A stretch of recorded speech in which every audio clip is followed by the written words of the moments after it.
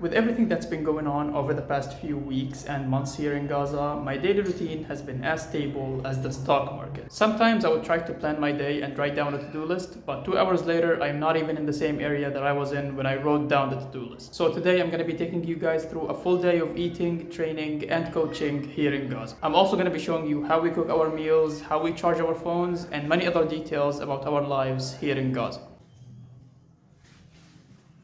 Alright, good morning everyone. Right now it's 8 a.m. I'm having a cup of tea and a piece of bread for breakfast. I've been having this exact breakfast for like the past 2 months and there is basically nothing to have with it. But you know, the fact that we even have the flour to make the bread and have it for breakfast is such a blessing in and of itself. Alhamdulillah. So I'm gonna have my breakfast and we're gonna get on with the day. After breakfast, we realized that we are almost out of bread, so we made some dough and I went out to bake it in the public clay oven nearby. Alright, going to bake some bread right now. I still have no idea where the clay oven is, but you know, we'll figure it out. After walking for a bit, I finally found the clay oven, and there wasn't really anyone baking bread there, but it took a while to heat up the oven and start baking my bread. So after waiting for around 20 minutes, my bread was finally done and I took it back home. تمام يعطيك العافية معلم. السلام عليكم.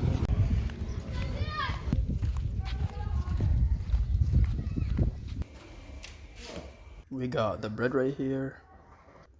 Nice. I just got home from the clay oven. Now I'm gonna be chopping some wood so that we can make lunch with it. For the past 3 months, we haven't had cooking gas like at all. And whenever we want to make any of our meals, we have to make it on wood fire. So yeah, I'm gonna chop some wood right now. Then we're gonna start making lunch, inshallah.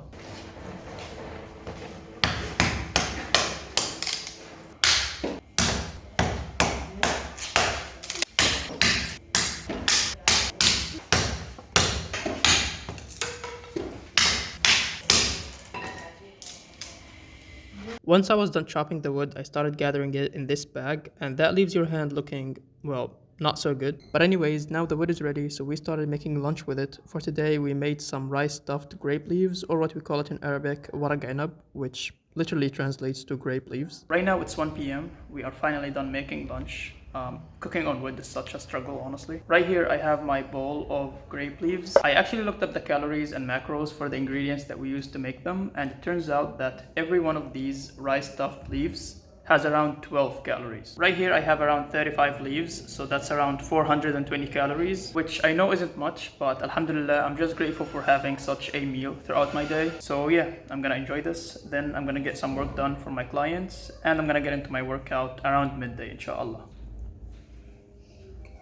I had lunch, then I connected my phone to the charger for a bit, and I texted some of my clients to check up on how everything is going for them. But wait, there is one question I need to address here. Now, you might be wondering, how do we charge our phones here in Gaza? Now, for most people, what they do is that they send their phones to charging stations. They are basically stations where someone who has a source of electricity, like a generator or some solar panels, offers to charge people's devices for a small fee, like 33 cents for one device. For me personally, we recently got this piece that allows us to charge our phones directly from our batteries. We just connect it to the battery, then we connect our charging cable to it, and now I can charge my phone with it. And you know what's crazy about these batteries is that they literally survived 2 bombings.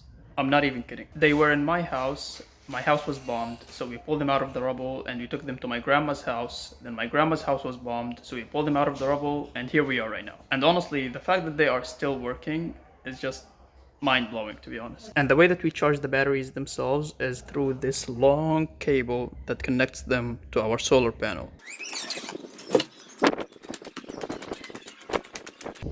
And this right here is our solar panel. And as you can probably tell, it also survived the 2 bombings.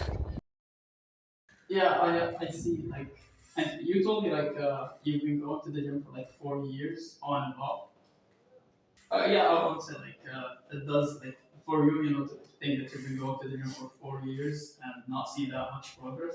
So with the progress you are making right now, I would say we can definitely hit 8 kilograms in the next 2 months. Especially with the new meal plan that I'm working on right now, it's definitely gonna get you there, inshallah. I got all the calls with my clients done, then it was time to get into my workout for the day. So right now it's 3 p.m. I'm gonna get into my workout right now, and you know, nowadays I'm trying to get back into working out since I had to stop working out over the past few weeks because of the displacement replacement and everything that's been going on. For now, I'll be using a full body split. I'll be doing 5 exercises. So that will be weighted push-ups as a pushing movement, water gallon rows as a pulling movement, deadlifts and squats for the legs, and I'm going to be ending it off with some lateral raises. I'll be doing this workout once or twice a week, but that mainly depends on how much food I get in throughout my day. Like nowadays, at most, I would get like 1,000 or 1,200 calories, which I know is still a huge deficit.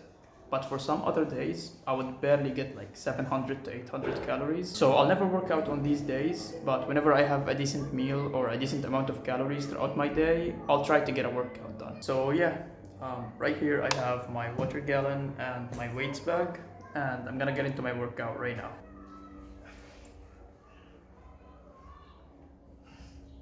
You know, a rule that I've been following Nice. A rule that I've been following in my training since this all started here in Gaza is sacrifice the volume, keep the intensity. I believe this is a rule that bodybuilders use when they are trying to get down to extremely low body fat percentages, like when they are competing in a bodybuilding show. Because when you are in such a big caloric deficit, your muscles just tap out after a few sets into the workout or after a few reps in the set itself.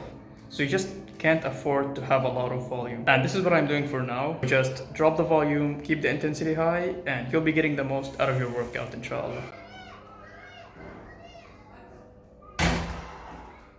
Alright, just got the workout done, and it honestly feels great to be back at it once again. Like, this is my first workout in a while, and it just feels amazing. Now, of course, no post-workout meal, but we're gonna end off the workout with a physique update. So this is what my physique looks like right now. As you can see, definitely not my best physique update so far, but I'm happy with what I've been able to maintain so far. Okay, I'm just kidding. This is just depressing.